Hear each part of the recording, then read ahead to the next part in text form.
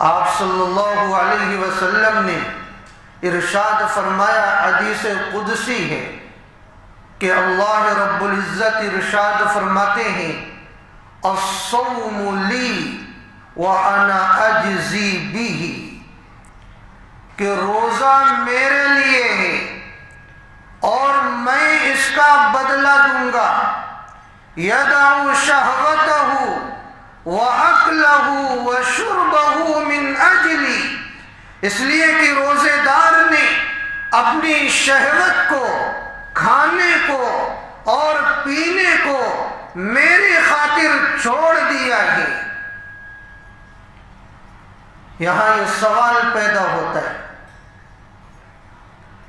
کہ اللہ تعالیٰ نے جو یہ ارشاد فرمایا کہ روزہ میرے لیے ہے اور میں اس کا بدلہ دوں گا، کسی اور عمل کے بارے میں آپ کا یہ ارشاد کیوں نہیں؟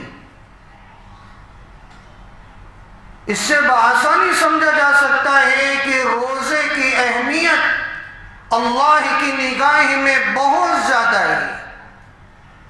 روزہ میں اخلاص و للہیت بہت زیادہ ہوتی ہے، ریاکاری کا کوئی شائبہ نہیں ہوتا، اس لیے کہ دیگر جو اعمال ہیں اس کی صورت محسوس ہوتی ہے۔ آدمی نماز پڑھ رہا ہوتا ہے، نماز دکھنے میں آتی ہے، رکوع کرتا ہے، سجدہ کرتا ہے، اور نماز پڑھنے والا یہ انکار نہیں کر سکتا کہ بھائی میں نماز میں نہیں ہوں، دکھنے میں نماز آتی ہے۔ زکوٰۃ آدمی دیتا ہے، پیسہ جب دیتا ہے تو پیسہ دکھنے میں آتا ہے، اور جس کو دے رہا ہوتا ہے وہ بھی دیکھ رہا ہوتا ہے اور جان رہا ہوتا ہے۔ آدمی حج کرتا ہے، احرام باندھتا ہے، اس کے ارکان ادا کرتا ہے، وہ دکھنے میں آتا ہے۔ لیکن روزہ ایک ایسی عبادت ہے جو دکھنے میں نہیں آیا کرتی۔ جب آدمی بتلاتا ہے کہ میں روزے سے ہوں، تب سامنے والے کو پتہ چلتا ہے کہ ہاں یہ آدمی روزے دار ہے، تو اس میں ریاکاری کا کوئی شائبہ نہیں ہوا کرتا ہے، اس میں اخلاص بہت زیادہ ہوتا ہے، اللہ کی رضا بہت زیادہ ہوتی ہے۔ بندہ اگر بتلائے بھی کہ میں روزے دار ہوں تو یہ اتنا پوشیدہ عمل ہے کہ آدمی اس میں جھوٹ بھی بولے تو بھی کوئی نہیں پتہ لگا سکتا۔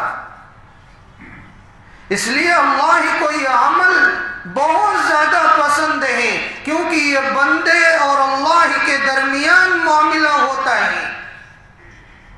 کوئی بھی روزے دار پانی پینے جاتا ہے، چپکے سے ایک گھونٹ پانی اتار لے، کس کو معلوم ہوگا؟ لیکن کسی روزے دار کا ضمیر گوارا کرتا ہے، کوئی دیکھنے والا نہیں ہے، صرف اس کے دل میں احساس ہے کہ میرا پروردگار مجھے دیکھ رہا ہے، اور یہی ادا اللہ کو پسند ہے کہ بندہ جو بھی عمل کرے وہ اللہ کی رضا کے لیے کرے، اس کے علاوہ اس کا کوئی مقصد نہ ہو۔ دوسری وجہ، پروردگار عالم نے ہر نیکی کے اجر و ثواب کا ایک قانون بنایا ہے کہ بندہ کوئی بھی نیکی کرے گا تو 10 گنا سے لے کر 700 گنا تک اسے ثواب عطا کیا جائے گا۔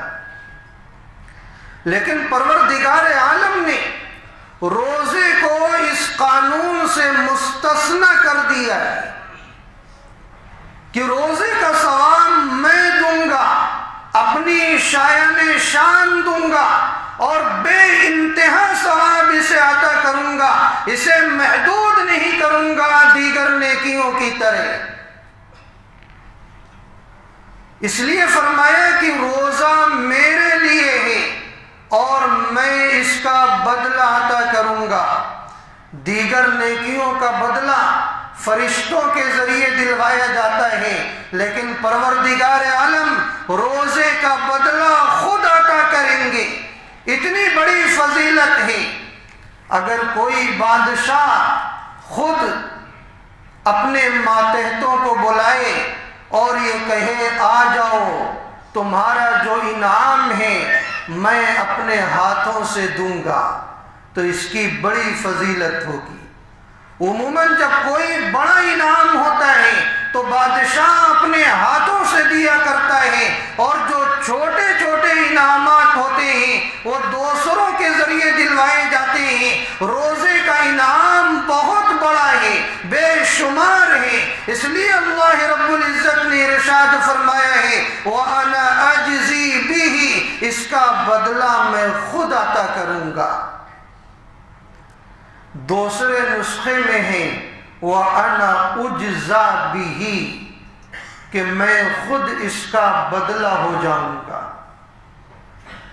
گرچہ یہ نسخے پر اعتراض ہے، اسے صحیح نہیں مانا گیا ہے، کیونکہ یہ جو معنی ہے عربیت کے اعتبار سے یہ خود قابل اشکال ہے، لیکن چونکہ مضمون اس کا صحیح ہے، کیونکہ روزہ ایسی عبادت ہے کہ اللہ تعالیٰ خود اس کا بدلہ ہو جاتے ہیں، اس بندے کے ہو جاتے ہیں، تو مضمون اس کا صحیح ہے۔ اسے ایک حکایت کے ذریعے آپ سمجھیں۔ خلیفہ ہارون رشید ہے، ایک مرتبہ اس نے اپنے درباریوں سے کہا کہ یہ مختلف اشیاء ہیں، جو شخص جس پر اپنا ہاتھ رکھ دے وہ اس کی ہے۔ تمام درباری اہم قیمتی چیزوں پر ہاتھ رکھنے لگے۔ ایک باندی تھی، وہ آئی اور ہارون رشید کے کمر پر اپنا ہاتھ رکھ دی۔ ہارون رشید نے کہا یہ کیا؟ باندی کہنے لگی جب آپ نے کہا جو جس پر ہاتھ رکھ دے وہ چیز اس کی ہو جائے گی، میں نے یہ سوچی کہ میں آپ پر ہاتھ رکھ دوں، جب آپ میرے ہو جائیں گے تو یہ ساری چیزیں خود بخود میری ہو جائیں گی۔ تو جس کا اللہ ہو گیا ساری نعمتیں اس کے لیے ہیں، اس لیے اللہ تعالیٰ شانہ نے ارشاد فرمایا ہے الصوم لی وانا اجزی بہ، تو اجزا بہ کا جو مضمون ہے وہ بھی کسی قدر صحیح ہے۔ تو روزہ اللہ کے لیے ہے، اللہ تعالیٰ اس کا بدلہ دیں گے۔ جو چیز اللہ کے لیے ہو، جس چیز کا بدلہ خود پروردگار عالم دینے کا وعدہ کر رہے ہوں، تو اگر ہم اس چیز کی اہمیت کو نہ سمجھیں، اس کی بے احترامی کریں، اس کی توہین کریں، اس کی بے وقاتی کریں، تو یہ کتنا بڑا جرم ہوگا۔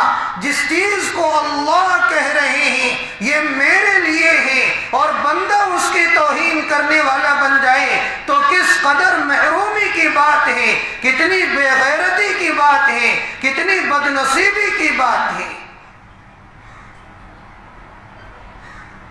اس کو بھی ایک حکایت کے ذریعے سمجھ لیجئے۔ ایک بادشاہ تھا، اس نے اپنے وزیر سے کہا کہ بتلاؤ کون سی قوم عقل مند ہے اور کون سی بے وقوف ہے۔ تو وزیر نے یہ بتلایا کہ فلاں قوم کے جو لوگ ہیں وہ عقل مند ہیں اور فلاں قوم کے جو لوگ ہیں وہ بے وقوف ہیں۔ بادشاہ نے کہا اس کی آزمائش کرواؤ، اس کا امتحان لو۔ وزیر نے پہلے بے وقوف قوم کے ایک آدمی کو بلایا اور وزیر نے کہا تم اپنی داڑھی بیچو گے؟ وہ آدمی کہنے لگا تم کیسے بات کرتے ہو، خفا ہونے لگا، ارے اسی داڑھی کی وجہ سے تو لوگ مجھ پر اعتماد کرتے ہیں، میری تجارت چلتی ہے، لوگ مجھ پر بھروسہ کیا کرتے ہیں، اس سے میں نفع اٹھایا کرتا ہوں اور تم کہتے ہو داڑھی بیچو گے۔ وزیر کہنے لگا کہ دیکھو جو تم نفع اٹھاتے ہو میں اس سے زیادہ تمہیں پیسہ دیتا ہوں، تم ایسا کرو یہ داڑھی مجھ سے بیچ دو۔ اس کو بات سمجھ میں آ گئی۔ اور اس نے بہت سارا پیسہ لیا اور داڑھی مڈوا دی، اپنے گھر گیا۔ بیوی نے جب دیکھا تو بیوی کہنے لگی یہ کیا کر کے آئے ہو؟ تم نے داڑھی مڈا دی، اب تجارت کیسے چلے گی؟ لوگوں کا اعتماد کیسے ہوگا؟ تو وہ کہنے لگا کہ جو نفع ہمیں ملا کرتا تھا وہ بہت سارا روپیہ پیسہ میں لے کر آیا۔ بیوی کہنے لگی ارے بے وقوف، جو اعتماد تمہارا چلا جائے گا، جو وقار تمہارا معاشرے میں تھا، جب ایک مرتبہ داڑھی تم نے مڈا لی اور دوسری مرتبہ وہ داڑھی آئے گی تو یہ جو وقار مجروح ہوا ہے اس کو واپس کیسے لاؤ گے؟ اب اسے بات سمجھ میں آئی کہ ہاں میں نے غلطی کی۔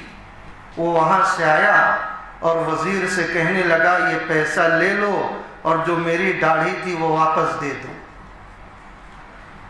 اور کٹی ہوئی داڑھی لے کر آ گیا۔ تو یہ بے وقوف ہے، اس کی داڑھی بھی گئی اور پیسہ بھی گیا۔ وزیر نے عقل مند قوم میں سے ایک آدمی کو بلوایا اور یہی سوال اس سے بھی کیا، تمہارے چہرے پر جو داڑھی ہے کیا تم اسے بیچو گے؟ وہ آدمی بھی خفا ہونے لگا کہ نہیں، اس کے ذریعے میرا بہت فائدہ ہے، میں اپنی داڑھی نہیں بیچ سکتا۔ وہ کہنے لگا دیکھو 500 روپیہ دوں گا۔ یہ عقل مند تھا، کہنے لگا اتنی اہم میری داڑھی ہے 500 روپے میں؟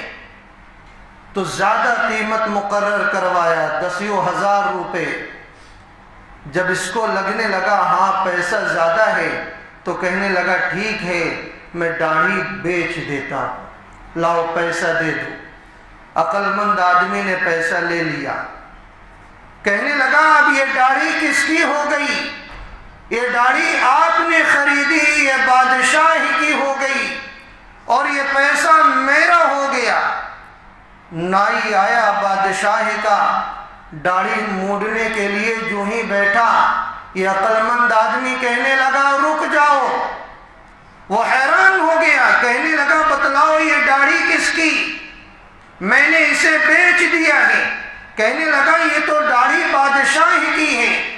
اب وہ عقل مند آدمی کہنے لگا کہ اے درباریوں سنو، یہ میری داڑھی نہیں، یہ بادشاہ کی داڑھی موڑی جا رہی ہے۔ اب بادشاہ بھی حیران ہو گیا، میری داڑھی موڑ دی جائے گی، میری بے احترامی ہوگی، بے وقاتی ہوگی، میری بے عزتی ہوگی، لوگ یہ کہیں گے بادشاہ کی داڑھی موڑ دی گئی ہے۔ اب بادشاہ پریشان ہو گیا، اس نے پیسہ بھی لے لیا اور داڑھی بادشاہ کی ہو گئی، اگر موڑتے ہیں تو بڑی بدنامی ہوتی ہے، لہذا باقاعدہ داڑھی کی حفاظت کرنے کے لیے بادشاہ نے اس آدمی کا ماہانہ مقرر کیا کہ اس داڑھی کو خوبصورت رکھنا، اس داڑھی کو موڑنا نہیں۔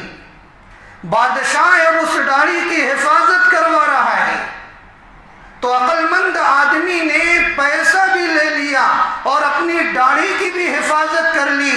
ایسا کیوں ہوا؟ کیونکہ وہ بادشاہ کی طرف اس داڑھی کی نسبت ہو گئی۔